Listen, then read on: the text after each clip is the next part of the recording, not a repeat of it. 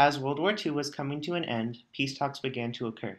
The three superpowers, the Soviet Union, the US, and Britain, all wanted something to be done. The US and Britain had similar goals, which were to allow diplomatic elections in the countries that were recently conquered by the Germans. But the Soviet Union wanted to keep the conquered countries and use them as satellite states to protect them from being invaded again. The Russians promised to allow diplomatic elections, but eventually broke their promise.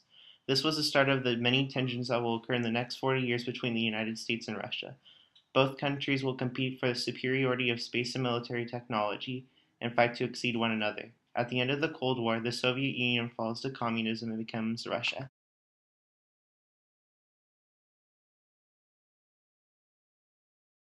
We are here today with Rudy Lucas, who lived in Czechoslovakia under the Soviet communism.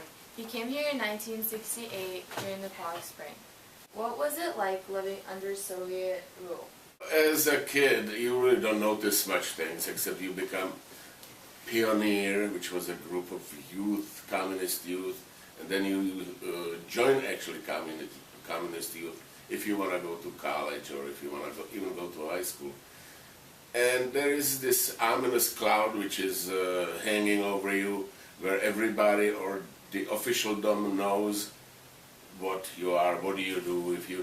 If you go to church, for example, I mean, there used to be a guy in the neighborhood. I was about half a block from the church, who was standing there just taking notes who is going to church. And it definitely would count against him if he applied for college and or important job. You couldn't go. So then when we grew up and changing from little communist kids into the normal thinking kids, we started to irritate them by going there in and out and that sort of stuff. And I remember the priest who was example of living in poverty.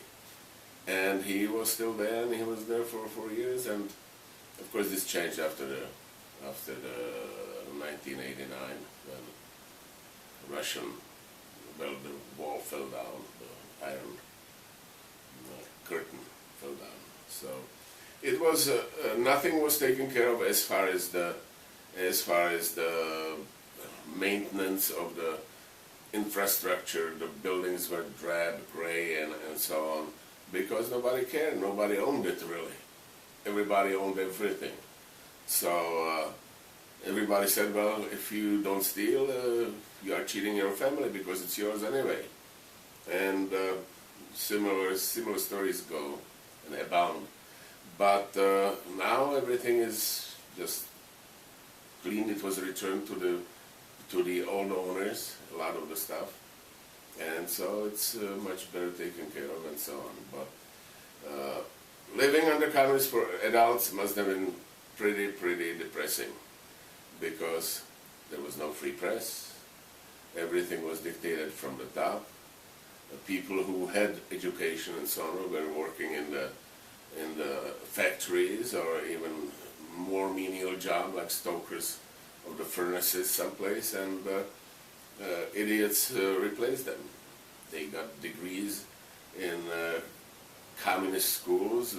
In 2 years they had 6 years worth of college, and things changed. So it was nice.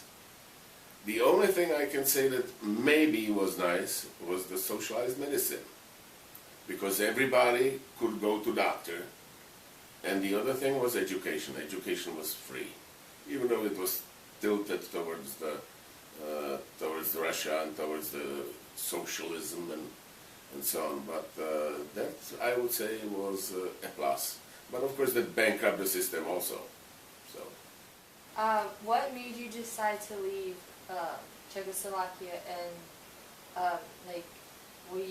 how were you treated when you were living there? Well, I was treated just fine. I was in medical school, and again, I wouldn't have gotten into medical school if we didn't have connections, or my parents had connections that helped me to get through the exams.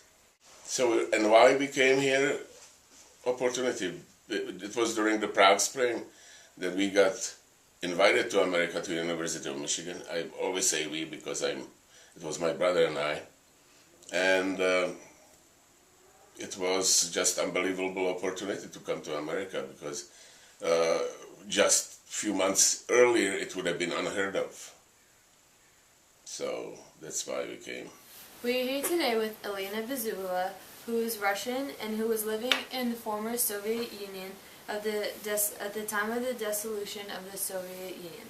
Now she lives in the United States, and she can share with us from a Russian perspective of what it was like when the ended. Personally, just as a human being and a woman, it was an interesting perspective. At that time I was pregnant with my daughter, and I would say I would divide it two groups of events. One was social. The society certainly went through revolutionary perturbation. Everything which we had stopped, and everything which we did not know appeared. For example, I was growing up with a very natural conception that we live in Soviet Union, it's a pretty good life, and we're very much interested, respect in foreign culture, in English literature, in French art, and so on. But at the same time, we would never even think about as a real possibility to visit, for example, Paris or to visit London. Even we knew pretty well geography of London or Paris and people who live and writers and so on. But the idea that you can just be there seemed to us like maybe idea being in Mars. We know that Mars exists, we know that theoretically it's possible to reach it, but it never would cross our mind that in your lifetime you will be in Mars. That was my understanding that, you know, me being physically in Paris, it's like being in Mars. That was the culture of Iron Curtain. And 1991, actually it happens a little earlier when you can cross borders. I don't think you, for example, traveling every summer to different pieces of the world, could appreciate it. But for me, and I was adult, I was well, you know, very mature person at this time. For me, it was difficult to believe that I can take a plane and be in Paris or be in London, which I did. And for me professionally, it opens opportunity, great opportunity, to establish new professional contact, to participate in different conferences, to join different academic groups. So for me it was very interesting profession. And for many people in society too. And now I go to another side, when I was just a pregnant woman with, you know, ideas that I want to have such and such product, such and such level of living. It was very difficult. At that time, in 1991, there will be no chances to buy, for example, soap or washing powder. It just literally. I don't think I had experienced anything like this during the time of my life in Soviet Union.